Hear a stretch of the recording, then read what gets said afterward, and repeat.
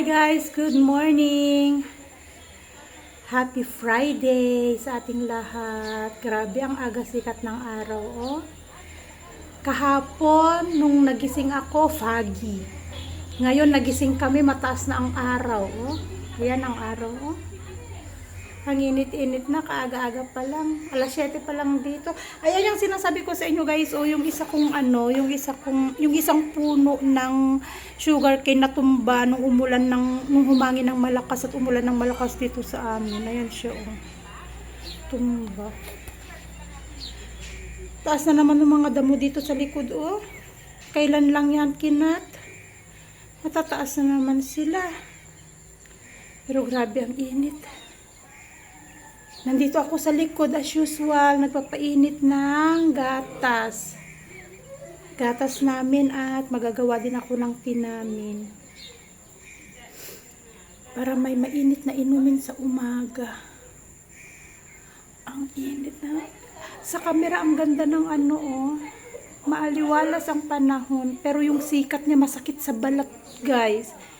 Yung sikat ng araw, ang sakit, mahapdi siya sa balat. Alas 7 pa lang dito, ganun siya kainit. Ang aliwalas ng panahon.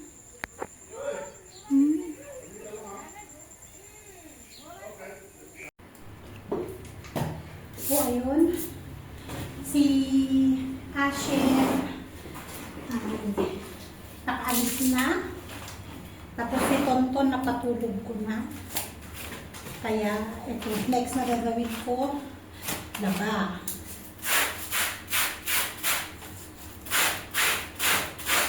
Kasi bukas, Sabado, lalaba ako ng mga bedsheet. Kaya, ngayon,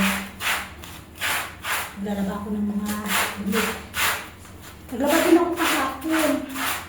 Kaya lang, yung pinagpalitan namin nung umaga, nung naligo kami nung umaga, pinagpalitan namin, tapos nung pinagpalitan namin nung gabi, nung nag-shower kami, madami na ulit kaming damit.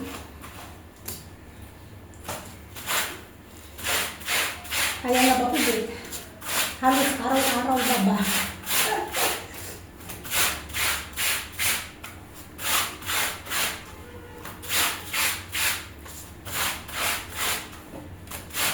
Kasi pag naligo si Asher, naliligo din si Tonton. Tapos kagabi, bago matulog, shower ulit. Kasi nga maghapon, mainit yung pawis. Para presko ang katawan. Kaya naliligo kami ulit, nag-shower kami ulit sa gabi.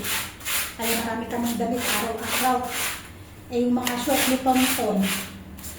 Kasi dito sa bahay, minsan hindi ko siya dinadayapuran. Lalo kapag nagpupuna siya sa umaga, hindi ko yan dinadayapuran. Naka-short na lang yan siya. Kaya marami siyang mga short na ipon-ipon. Grabe tagaktak ng pawis ko, oh. Naisalang ko na yung mga damit. Maglinis na ako ng bahay. Yun ang medyo matagal. Yung nakuupok ka sa CR, nagbra-brush. Tingnan yung damit ko, basang-basa, oh. Ang init. Yun kasi yung patagal. Yung nakuupok ka dun, nagbra-brush. Mamaya magising si Tongtong. Kaya at least kapag naglilinis-linis lang ako dito sa bahay, nandito lang ako. Grabe. Tagaktak pawis.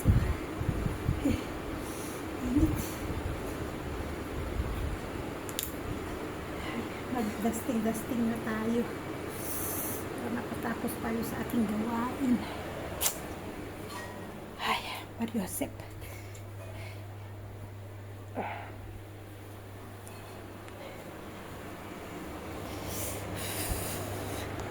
Kain tayo, guys.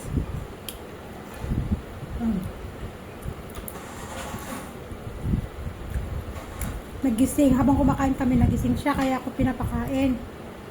Eh ngayon, nagbitbit ng sandals, pinatong niya dun sa may table. Sabi ko, hindi tayo lalabas. Lalabas naman at naglakad-lakad, parang kahapon.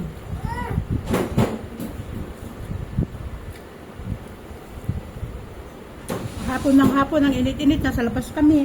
Lalakad.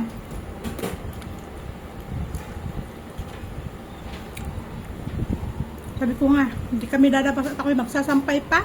Tapos na yung nilalabahan ko.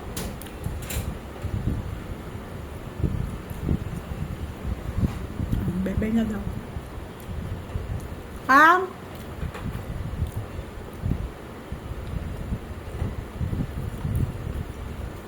O ano? Swallow the rice in your mouth. Come on. Tsura eh. Come on. Come on. Swallow the rice, anak ko.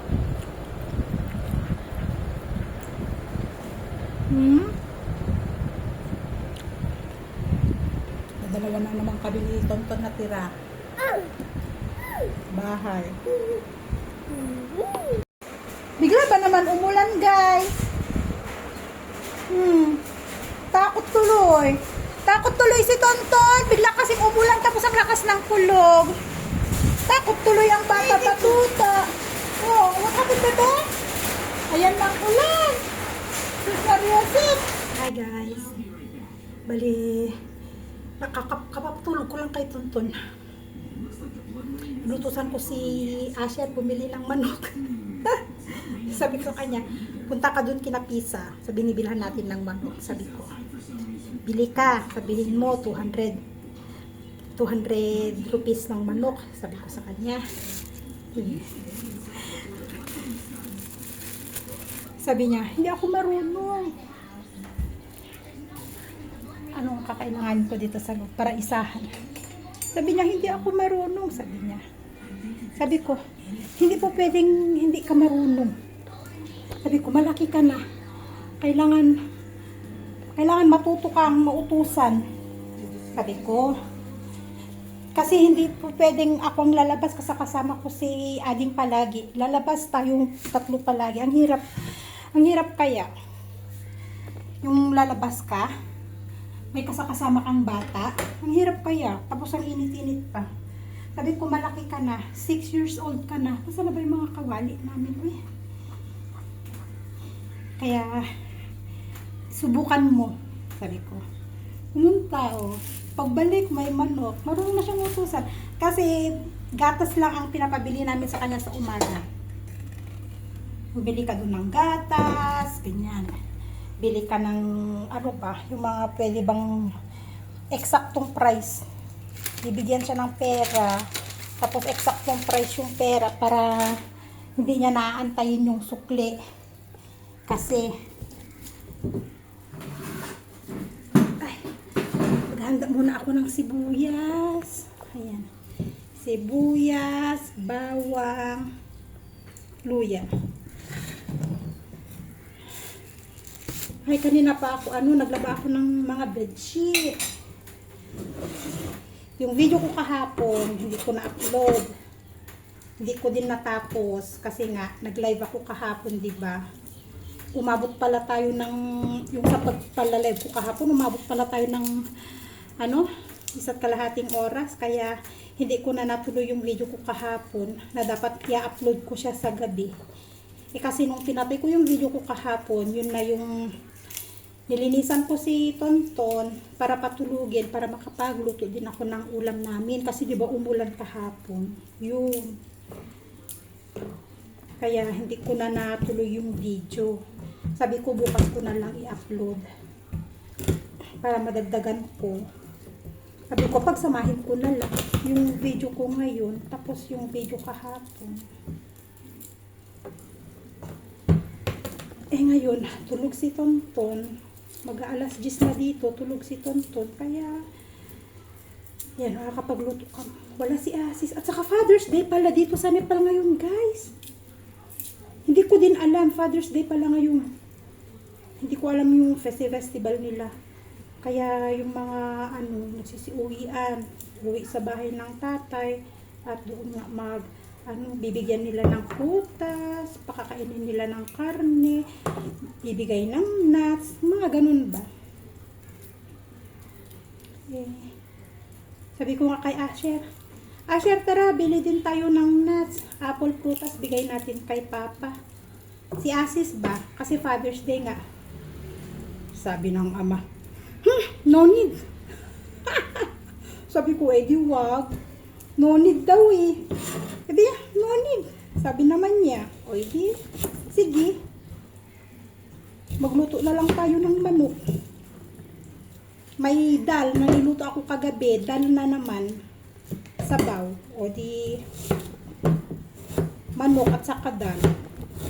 Lagyan ko lang ng konting sabaw. Nepali style ang luto nito guys. Tapos lagyan ko lang ng konting sabaw. Di yun na yung handa ni Papa namin. Yun yung ipapakain namin sa Papa namin pag dumating siya. Galing pagka-drive niya. Ganun siya palagi. No need. Kahit birthday. Bilang ka namin ng cake. Wag na. Mahal. Ganun siya palagi. Mahal. Sabi ko may tig 600 naman. Buong cake at saka para sa bata na rin. Siyempre, paminsan-minsan kahit bawal ang sweets. Pero alam niyo yun.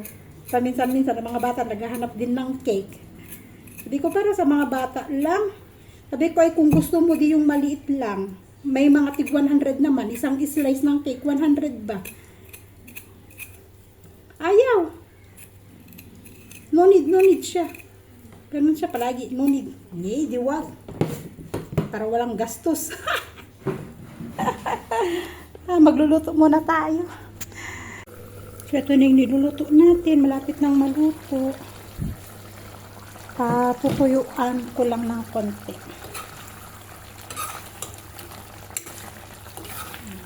Chicken curry.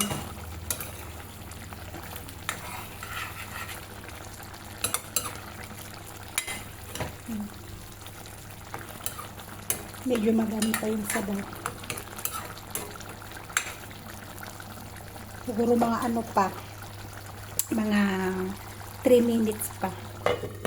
May dal kasi kami dyan na sabaw. So, kailangan medyo dry yung chicken natin.